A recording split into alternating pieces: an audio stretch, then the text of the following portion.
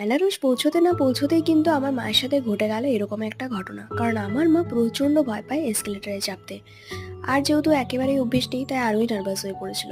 তো যাই হোক, স্টেশনে পৌঁছে দেখি আমরা যে গেস্ট হাউসের রুমগুলো বুক করেছিলাম সেখান থেকে অলরেডি অটো পাঠিয়ে দিয়েছে আমাদেরকে নিয়ে যাওয়ার জন্য। তো ভালোই হলো, আমরা একদম ডিরেক্ট আর কি চলে যাই গেস্ট হাউসে। তো রুমগুলো চলো তোমাদের সাথে একটু ঘুরিয়ে দেখাই। যদিও বড় ব্লগে আমি সমস্ত কিছু ডিটেলসে শেয়ার করেছি, তোমরা চাইলে বড় ব্লগটা দেখে আসতে পারো। সমস্ত ট্রেন জার্নিটা মানে 16 ঘন্টার ট্রেন জার্নি আমি দেখিয়েছি।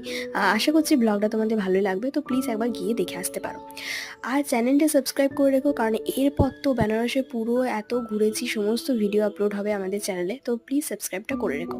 তো রুমগুলো জাস্ট তোমাদেরকে একটু ঘুরিয়ে দেখাচ্ছিলাম যে কীরকম। আর এই রুমগুলো কিন্তু মানে যেই রেটটা নিয়েছিল সেই অনুযায়ী কিন্তু রুমগুলো বেশ ভালো ছিল। আর এই রুমগুলো বা গেস্ট হাউসটার খোঁজ আমার বড় মামা পেয়েছিল ইউটিউব থেকে। তো ইউটিউব তো আমাদের সকলেরই গুরুদেব। তো চলো, আজকের মতো এইটুকুই, দেখা হচ্ছে নেক্সট পার্টে। বাই।